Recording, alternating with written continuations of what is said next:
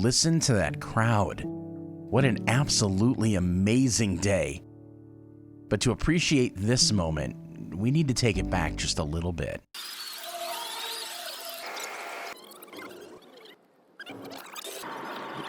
You see, my journey with Badger Honor Flight began on a normal day in the middle of August, and it began with a phone call. Well, good morning. I have a proposal for Ninja. Would you be interested in going to the Honor Flight in September? Oh, I would absolutely be interested in going along. We are interested in having some media on the flight in September. So, Ninja, if you can call me after you're off the air, and we can discuss that. I had heard of Honor Flight before, specifically Badger Honor Flight before, but I felt like I should do what any self-respecting amateur news reporter would do. I Googled it.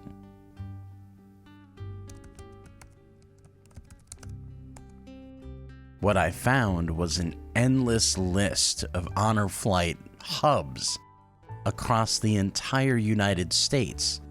More information than I even knew what to do with.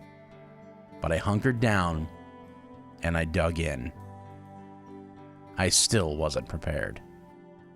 I will admit, even after all my research, I still had this picture in my head of how this trip was going to go, planning out all the bulk of this video in my mind well ahead of the departure date. Before I knew it, the date had arrived. Saturday, September 9th, 2023. I arrived at Dane County Regional Airport in the early morning hours, just a few minutes after 4 a.m. I met up with Jim Bublitz, who in turn connected me with Badger Honor Flight chairperson Brian Ziegler, who kitted me out with my boarding pass, as well as a walkie-talkie to keep me connected with the other volunteers. He then let me loose amongst the veterans to film. Shortly thereafter, the send-off ceremony began. Oh, say can you see why the dawn's early light, what's so proudly hailed, and the twilight flashy day, whose broad stripes and bright stars through the perilous fight, o'er the ramparts we watch, were so gallantly streamed. And the buckets red where the bombs bursting in air gave proof through the night that our flag was still there. Oh, say does that star-spangled banner yet wave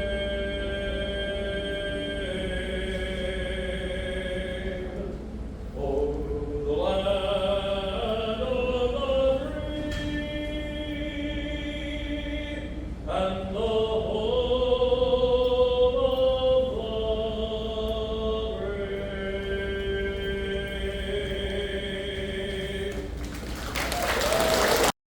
Honor Flight attendees and their guardians received brief instructions and an itinerary for the day, followed by an inspirational message from local military leaders.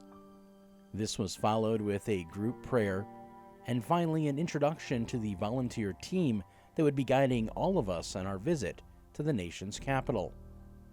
After which, most prepared themselves to board the plane. As for me, I conducted an interview with one of the symbols of our nation. I spoke with Uncle Sam. I'm Uncle Sam today, dressed up here as at the Honor Flight. And how I got started in this is my father went on the 2016 Honor Flight 7 years ago as a Korean vet. His name was Gene Mason, and it was a highlight of his life to go on this flight. He had a great time, and he had such a good time that I've started volunteering ever since. So I usually do Uncle Sam at different appearances, fundraising events, and things like that. And that's how I got started. There's 3 of us that play Uncle Sam for the honor flights, and this was my turn to do it today. So I assure them I'm not going to collect any taxes from them. That's the first thing they say. But we have a good time. They want their pictures taken with me and thank me for helping out and doing it. And obviously I'm thanking them for what they have done, giving up their time to protect our country. So it was great to see them here. I've been on several since then as well. As a volunteer, they've had me go along, whether to help with the lunches or handing out water or keeping track of the wheelchairs that go along for all the vets. So there's a lot of different duties that go along with on the flight. So I've been lucky enough to go on a couple of them now. What's really nice is how organized it is, and they get to 6 or 7 different memorials all in a single day. The Vietnam Memorial, the Korean Memorial, the World War II Memorial, the Iwo Jima Memorial, which is the Marine Memorial, Air Force Memorial, and then the highlight was changing of the guard at Arlington Cemetery. It's very emotional and moving, but it's a day that every vet should take advantage of and go see. So I'm just going to tell all the Vietnam vets out there, if you haven't signed up or you're thinking about it, it's a good thing to do because all of those memorials were built in your honor for what you've done. It's great. You should see them once in your lifetime. My conversation with Uncle Sam over, it was now my turn to head towards the plane. But first I wanted to take a very brief moment and talk to the man who'd be responsible for flying all of these heroes to Washington, D.C. My name is Billy Irwin. I'm the captain on Flight 9752. We're flying the honor flight today. Today is the 9th of September, 2023, and we're going from Madison, Wisconsin to Washington, D.C.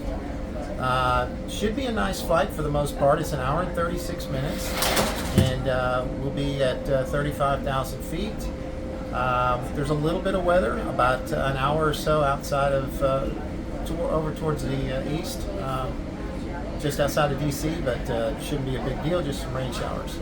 I've done this a couple of times in the past. It's just an incredible honor. These guys are fantastic. They're just the best group of guys you could ever meet, and it's just a real pleasure to get to fly them out to Washington. The flight, they seem to really enjoy flying on the airplane. So, but you know, they've been through a lot, and I don't know. It's hard to say what they're thinking or what they're feeling, but I'm sure it's an emotional peak for them in a lot of ways. Now, before I interrupted what you were doing and pulled you away for this interview, you were greeting every veteran that came through, talking to each and every one. Yeah. Is that something you just choose to do, or is that something? I don't know if other guys do it or not. I like to, shake their hand and say thank you, and just have a brief moment to chat with them. But yeah, I don't know what other people do. That's what I like to do.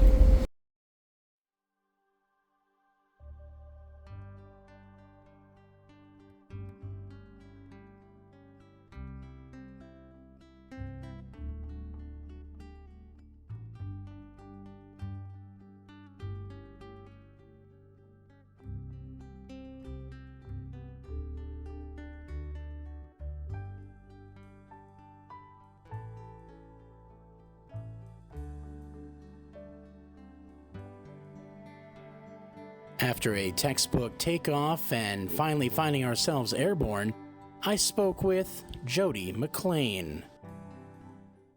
Hi, my name is Jody McLean. I am the flight director for Honor Flight, also serve on the board of directors.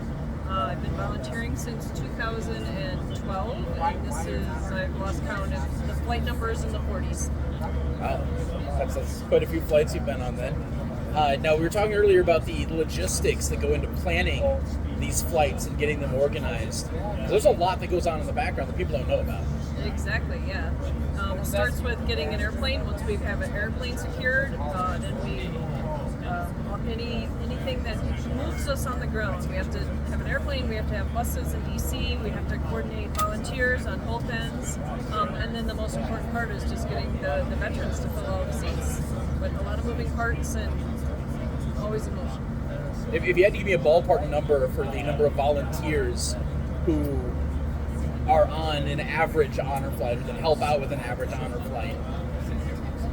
Over 100. When we think about the volunteers here in Madison, we have an excellent volunteer base in D.C. that support us, which is great because that allows us to get more vets on flights and we can pick up volunteers out there. So, that's awesome. Now, obviously, since you've done this a lot of times, you've seen, every gamut, I'm sure, of emotions and everything that people have had to experience. Is there anything that stands out to you that maybe, as someone who's witnessed so many of these, that still gets to you every time, or that you're still amazed by? Yeah, I think every flight is unique. It has its own dynamics. There's probably a moment on every single flight where I'll stop, pause, have a tear, just for some variety of reasons. It's never the same thing. So I think just watching them experience it is what, for me, that's what it's all about. I'm here to make sure everyone has a great day, and if things go wrong, they don't know about it. That's awesome. Do you have a message for anybody out there, be it a veteran, be it a potential volunteer in the future, or somebody who maybe doesn't even know what honor flight is about? What would you tell these people? What do you want them to know? Well, obviously for the veterans, if you haven't taken your honor flight, please get signed up. Our hub, your local hub, whatever hub is closest to you. If you're curious about volunteering for honor flight, I encourage you just come out to a send-off or welcome home.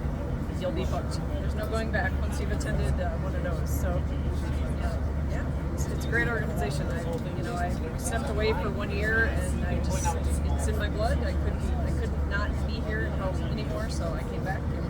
The view at 35,000 feet was absolutely amazing.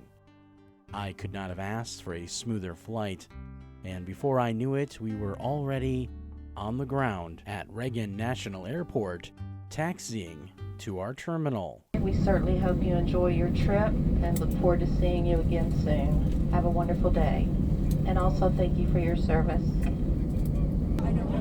Ladies and gentlemen, you are getting a salute from ground personnel with the spray across the aircraft as we're taxiing in. Congratulations. After a quick word from Brian, it was time to depart the plane and see the first of many spectacles DC had waiting for us. There is plenty of time to get from here to the buses, so no need to rush. Take it all in and enjoy it. We'll see you in the buses, and we're going to have a great day out here, everyone. Thank you.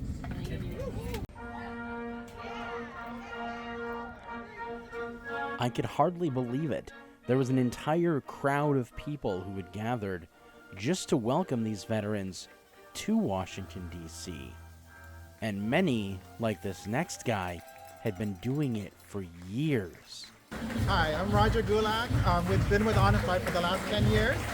Thank you so much for your service and appreciate you coming and visit my city. Thank you.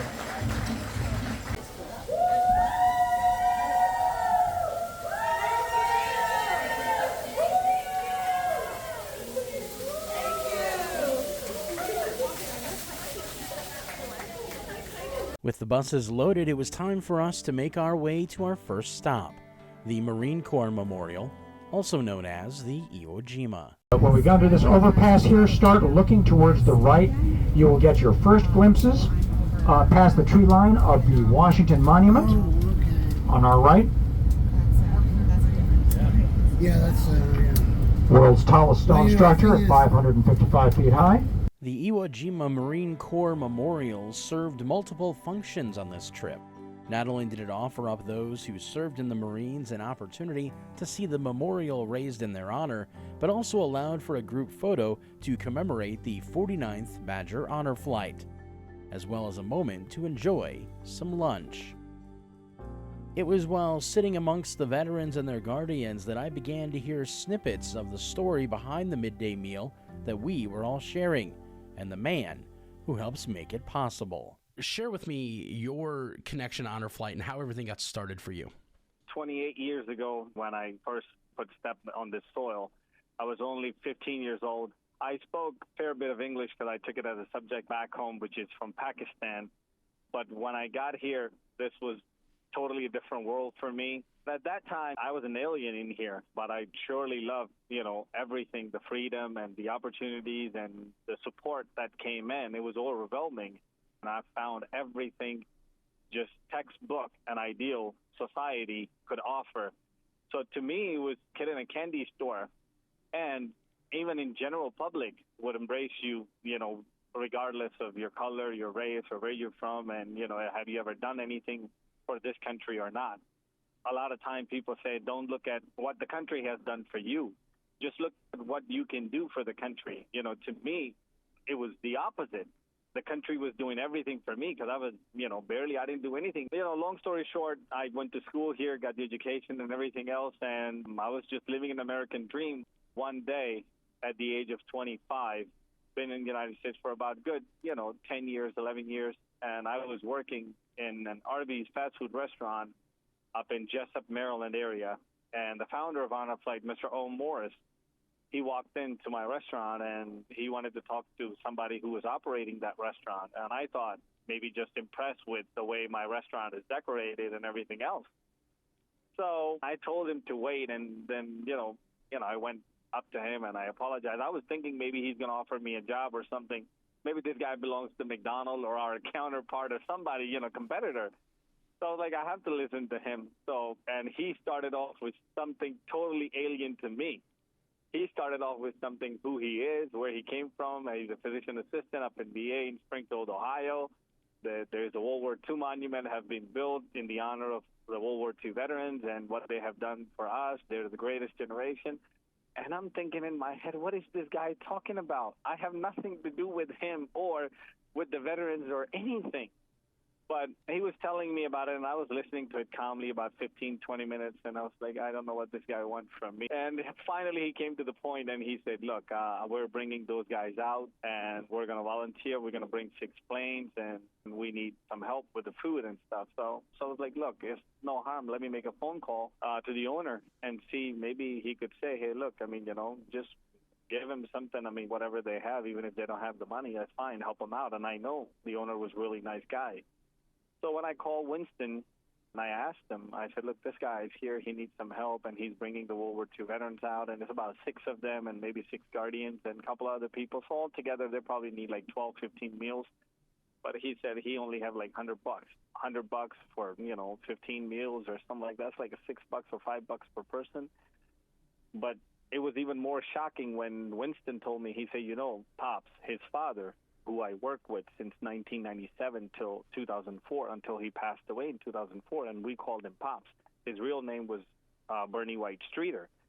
And he said, Pop was a World War II veteran himself. And I was like, I didn't know that. And he said, yeah, he's buried in Arlington Cemetery. And then Winston goes like, look, go do whatever they want you to do. Help them out whatever you can. And, they pay you, that's fine. If they don't worry about it. Just take care of it. And to me, that was just like, I had accomplished something. I'm helping somebody out. Without knowing anything what I was getting into, I went there, drop off the meals, and I saw everybody was thanking those 6 guys. And they were just happy to take pictures with them. They were happy to thank them. It was over the moon. And I see tears in almost every person's eye. And I was just happy to be there without even knowing what it was. But, you could feel the energy. Just like, evil is contagious, the kindness is contagious too. So I was feeling something, but I didn't know what it was. But it felt really good. And I thought this was done and dusted, and I received tons of letters from all the people that they got my name and number from Honor Flight National.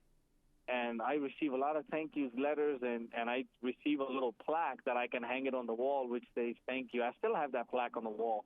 And I heard from Mr. O. Morris again. He said, look, we're trying to do the same thing again. Can you provide 15, 20 meals again? And I was like, yes, I'm ready to do it. Fast forward in 2007, that's when everybody started talking about Honor Flight. One day I was sitting in a room, and there was a guy, Don Nyhart, from Honor Flight, Illinois. And he had come out so many times And I was sitting with him in a summit. I think it was 2009 or 10. I asked him, and it was the dumbest question I could ask anyone, especially when it comes to the honor flight. I asked him, I said, Don, how much do you get paid to do this? And then he just looked at me.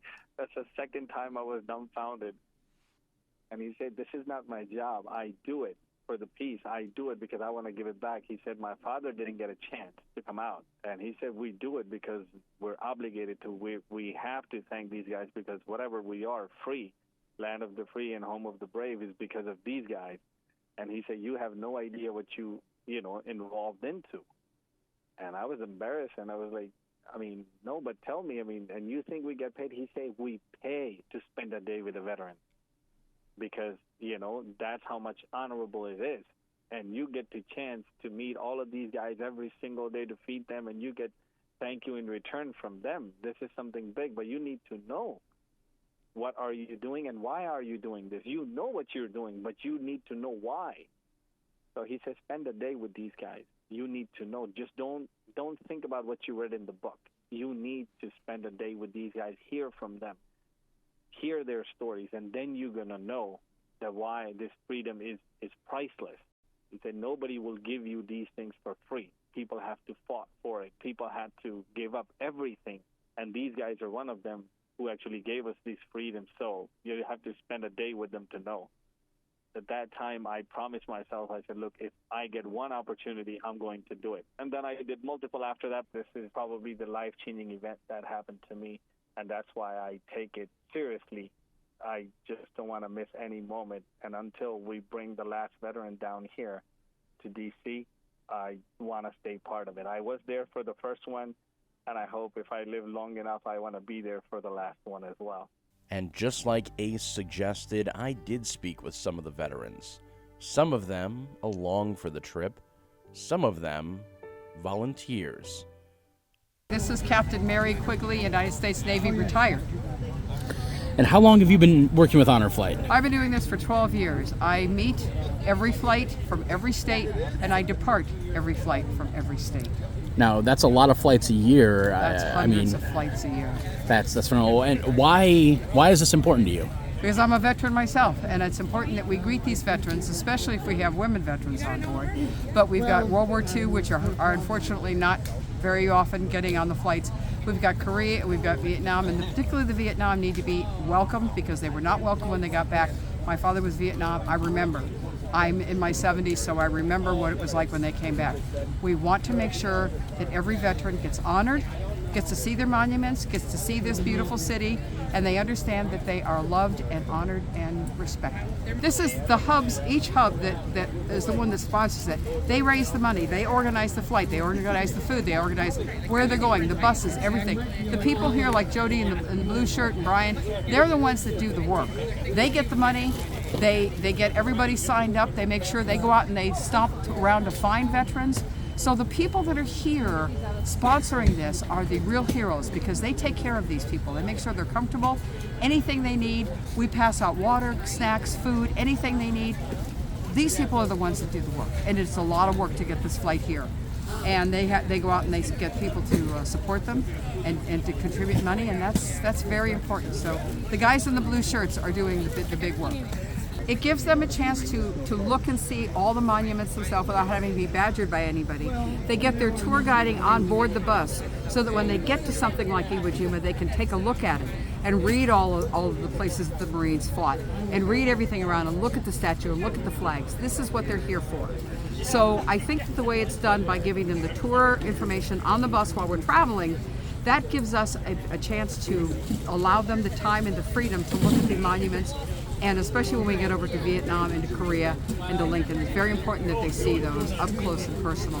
Because a lot of the Vietnamese people may have people on that wall. Now, I heard mention that you're from Wisconsin originally? My family is from Wisconsin. We're from Chippewa Falls, Wisconsin. My great-great-grandfather is Jacob Leinekugel. That's absolutely amazing. On the beer, yeah. And so having a badge honor flight, Wisconsin-based coming in must mean a little something extra for you? Oh, it does. And actually Wisconsin has over 5 hubs, so I meet all of them. We just had, the Milwaukee one was here. We have hubs from every state, but yes, coming from Wisconsin, this particular hub has greeted and welcomed me as one of their members, so I am with them every time they come in. And I ride the buses with them and do anything that they want. If there was one thing you wanted to say to somebody, the most important thing you think you could get out there about Honor Flight, what would you think that would be? Please support Honor Flight. If you can give, any kind of money towards the flight, that'd be great. If you know someone who is a veteran and you want to get them lined up on these flights, if you can volunteer to come on the flight, if you can help somebody come on a flight, if you can push a chair, if you can be an at-large support, do something, even if it's back there. Make sure you get the people lined up at the airport. Make sure you show up. Make sure you show up. That's the important part. Show up for the veterans. No sooner had I finished my interview with Mary when I caught a glimpse of a smile that could have drawn in anybody's attention from across even the biggest of rooms. So say your name and your branch. Bonnie Jordan, RM3, which is radioman in the Navy. Okay. And what years did you serve? From January of 1955 to the end of March in 57.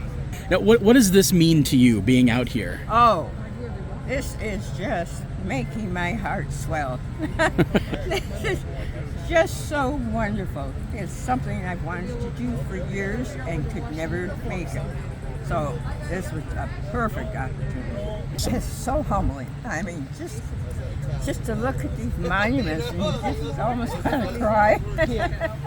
As there was still so much to see, we loaded up the buses and made our way to our second destination. It was only a short drive to Arlington National Cemetery. I, like many, have only seen pictures of Arlington, or maybe caught a glimpse of it in a movie or television show. I was absolutely not prepared for the vast rows upon rows of perfect white headstones, each one a marker for some of America's fallen. Housed within Arlington National Cemetery is the Tomb of the Unknown Soldier, and as luck, or more so good planning would have it, we arrived just in time to witness the changing of the guard.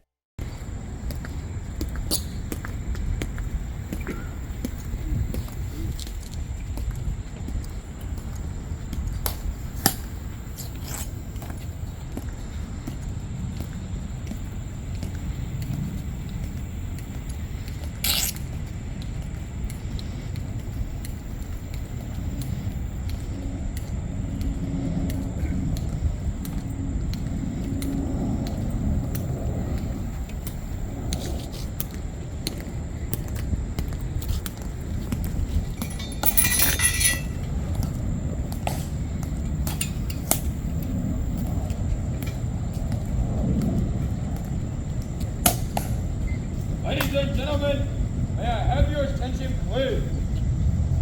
I am Staff Sergeant Hewlett of the 3rd Infantry Regiment, United States Army, Commander of the Relief, Post of the Unknown Soldier. The ceremony that you are about to witness is the changing of the guard. In keeping with the dignity of this ceremony, it is requested that everyone remain silent and stand. Thank you.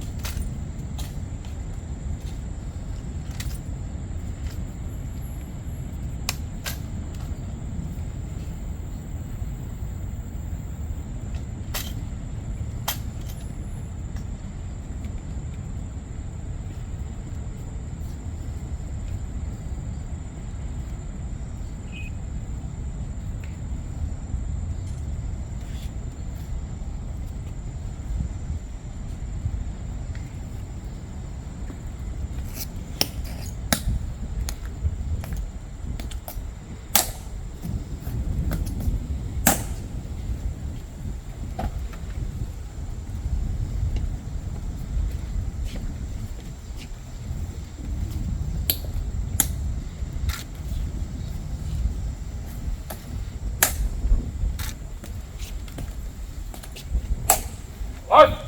Shoulder. Out.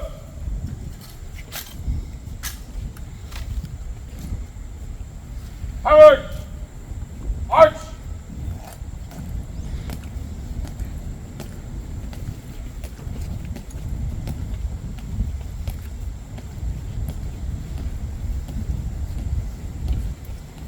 And pull.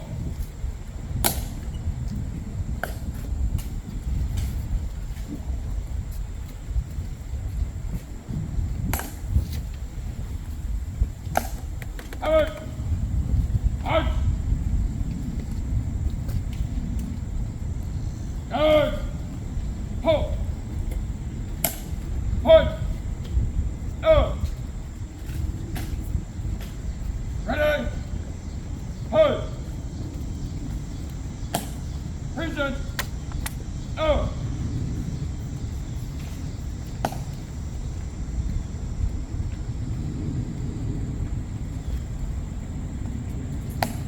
Point.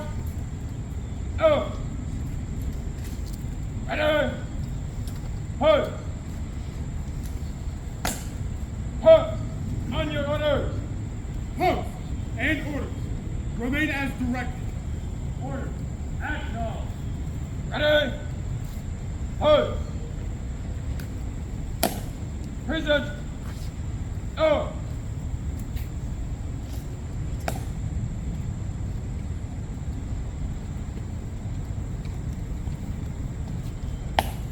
Right. Order. Out.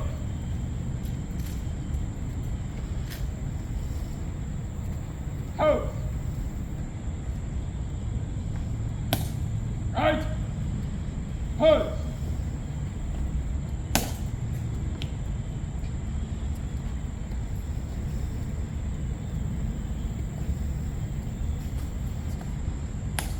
Forward. March.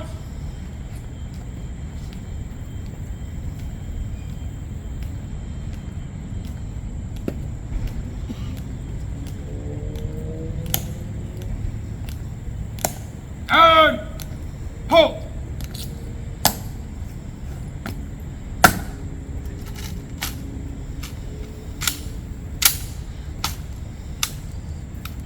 Hold. Ladies and gentlemen, please step to the side of the walkway.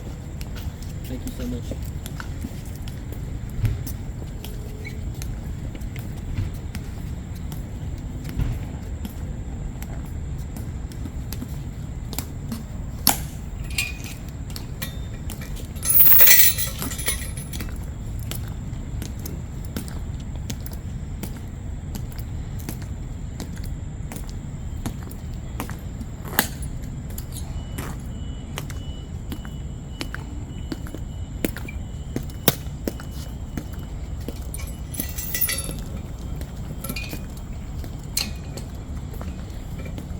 We once again boarded the buses on our way to the Korean War, Vietnam Veterans, and Lincoln Memorials.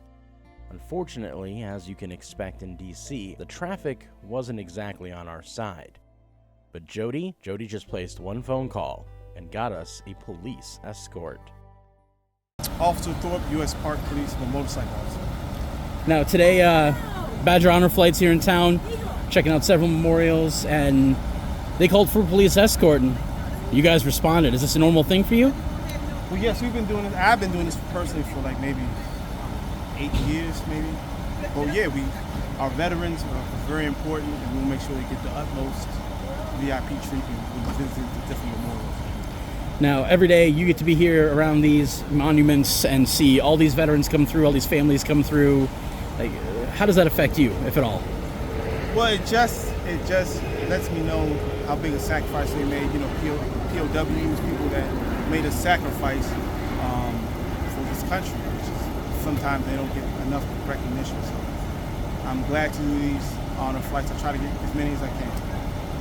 They're the real heroes. They've done, you know, they're the real heroes.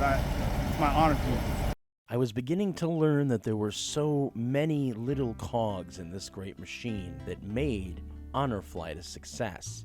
One of those cogs was our tour guide on our bus, a man by the name of Karem. Hi, my name is Karem Bilgay. I'm a Navy Reserve officer, commander, and I've been a volunteer with the Honor Flight program just on my own since 2007. First greeting flights, and sometime and then later in 2010, I became a tour guide because I wanted to get more involved. I get a lot out of doing it, frankly. People talk about that's a wonderful thing to do to the veterans, but it's a wonderful thing for the volunteers. We have a wonderful community of people who are involved. It's a great way to connect to something bigger than yourself and to say thank you to our veterans and to share this what we have in this terrific city. This has been a wonderful program, and I encourage people to get involved with it and participate, whether it's as greeters, tour guides, guardians, or being involved at the other end when the veterans are coming out here. You'll get involved, you won't regret it. That day, Karem walked the veterans of the Korean War up to their memorial, giving them a brief outline of the symbolism found within. It was also at this memorial that my outlook on the entire day changed.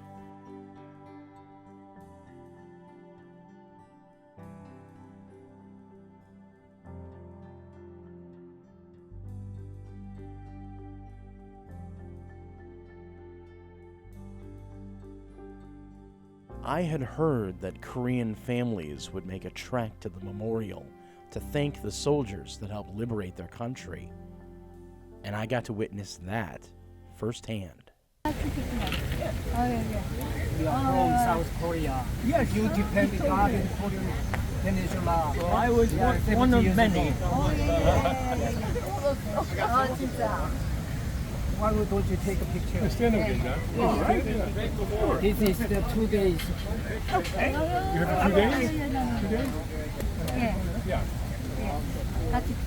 All right.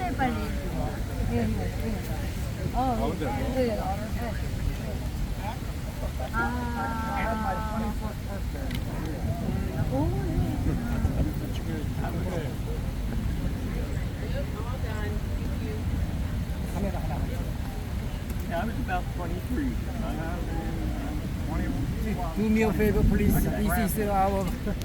I was honored to simply be in this moment, a moment decades in the making. After the pictures were taken, hugs were exchanged, I found myself wandering, ultimately ending up in front of the reflecting pond. I stood there for longer than I'd like to admit, and luckily for me, that's when both the waterworks started and the rain began to fall.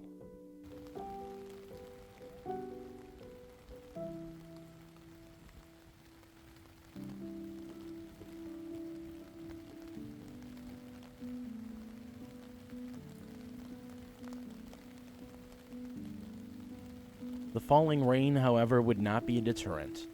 Not for me, not for the veterans, as we made our way to the World War II Memorial.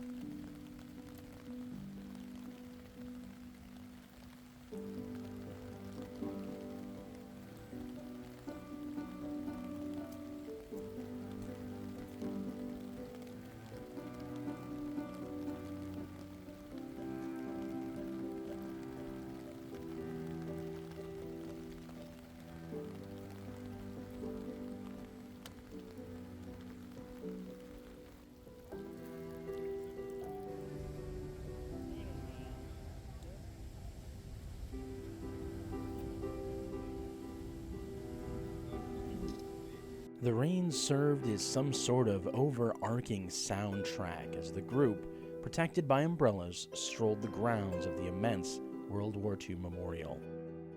Then again, back on the bus as our day was not yet over. Next on the agenda was the memorial to what many consider to be America's greatest president, the FDR Memorial.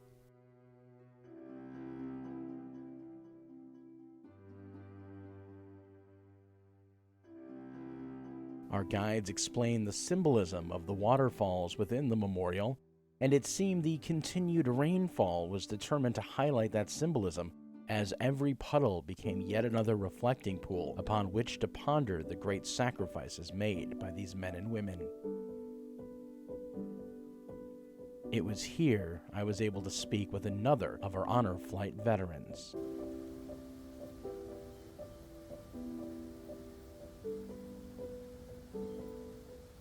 My name's Wayne Johnson. I was in the U.S. Coast Guard, stationed in Cleveland, Ohio, from 1966 to 1970. What'd you do with the Coast Guard? I was on a ship on the Great Lakes, search and rescue and ice breaking. I was on all of them except Ontario. How long have you been on the list to try and get out here and do this? Oh, Christ. We got on the list before COVID, and they called me up. COVID came, so they canceled the flights. Then they called me up again and scheduled me to go on a flight, but I didn't have the COVID shot, so they wouldn't take me. And they called me up a third time, and 3 days before I was supposed to go, I ended up in the hospital with quadruple heart bypass surgery. So then they called me up this time, and I finally had to go. If there was anything you could say to either any veterans, any guardians, or anybody who just wants to do something to help out Honor Flight, what message would you share with them about the importance of what this is? I would say, if they had a chance to sign up for this, do it. It's worth every bit of it. Great experience. Friendly people, even if you just want to volunteer, I would highly recommend it. I then caught up with another one of our DC volunteers with ties to Wisconsin. Hi, my name is Alexis MacDonald, and I live here in the DC area. I've been volunteering with Badger Honor Flight since their very second flight ever. And today is our 49th flight, so I've been with this organization for a long time. I'm an alumna of UW-Madison. I graduated from the La Follette School of Public Affairs in 2008. Moved out here to DC for a job and have been here ever since, but once a Badger, always a Badger. So I got connected to this organization because I happened to read an article in the UW Alumni magazine, and said, sign me up, how can I help, what can I do? And over time took on the role of organizing a group of volunteers who live here in the DC area who volunteer on every Badger Honor Flight. We provide about 20 people to serve as guardians with veterans, tour guides on the buses, at-large help, kind of slinging wheelchairs and pushing water. And by doing that, we're able to free up seat from the plane for veterans so that we can get as many of them out here as quickly as possible. When I first started, we were primarily flying World War II veterans, and that's how I got involved. I mean, what appealed to me about doing this is that I had a grandfather who was a World War II veteran, fought in the Battle of the Bulge. He was one of those guys that never talked about his service or what he did, and unfortunately he died before the World War II memorial opened. So I got involved. I was like, I want to do this so that other people's grandpas will have that experience. Over time, we kind of moved on to newer cohorts, the Korean War veteran cohort, and I remember when the very first flight with Vietnam veterans came in, and what a different reaction or reception, or I guess reaction from the veterans that I saw than the World War II veterans. It was, the Vietnam veterans were not celebrated when they returned from war. They never got the thank you they deserved. So Honor Flight, you can tell that it's a really healing experience for them. They're finally getting the thank you they've always deserved. If there's one thing you had to tell people who know absolutely nothing about Honor Flight, what would that be? Please, please, please sign up. Tell everyone you know who's served. Please sign up. Get on the list. It doesn't matter what your role in the war was, whether you were in combat or not. You served. Your job was important, and we want to thank you by honoring you this one-day trip of a lifetime. I think a lot of folks maybe don't realize how healing this can be, and I know that it's just it's something that we all feel all veterans should have, and it's yes, it's we want to thank you. So please sign up. sign up. Again, back to the buses. The rain began to fall harder and harder, and we were on our way to our final stop, the Air Force Memorial. Upon our arrival, the rain fell so hard, most didn't get out of the bus.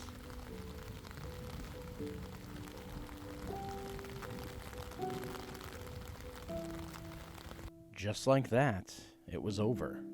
A round of applause, obviously, to our flight director, Jody, here, who got us through the gate. We already said Mark, best bus driver.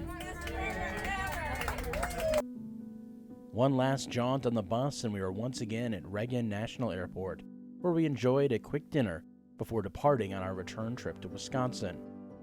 Much of the flight home was a blur, aside from a very endearing moment known as mail call. How's everyone doing? Everyone drying out from all the rain? So, all right. What we'd like to do right now is mail call. You guys have probably heard this from several people that have gone before you. So when you were in the service, getting mail from home was very special, getting letters from friends, family, folks in the community. So what we want to do here is duplicate what happened when you were in the service. So we've had someone that knows you put all this together for you. What we're going to do is call out your name, yell here. We'll give you your mail call packet. We will bring letter openers for you too, so you don't need to rip open the packages and rip open the letters. So enjoy.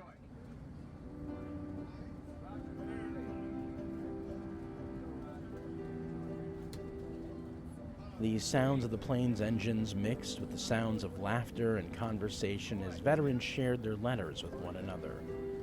I, meanwhile, focused on soaking in the entirety of the day, rewriting in my head the carefully crafted video I had originally envisioned. There was still one more surprise awaiting me, however, when we departed the plane for the last time at Dane County Regional Airport.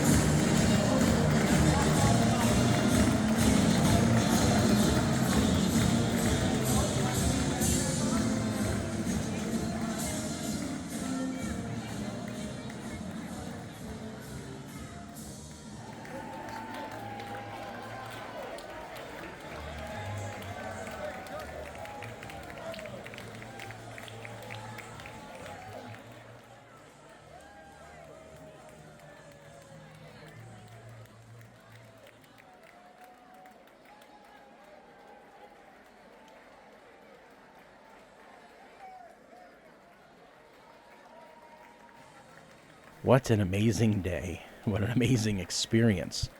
While I'm not a veteran, never served our country like these brave men and women, I come from a long line of veterans and have always respected the sacrifice they made. Today, however, I was immersed amongst them. While not every veteran I talked to was willing to appear on camera, most were at least willing to talk, and in the end I knew I had not just spent the day on a tourist trip to Washington, D.C. I had in reality spent a day with heroes.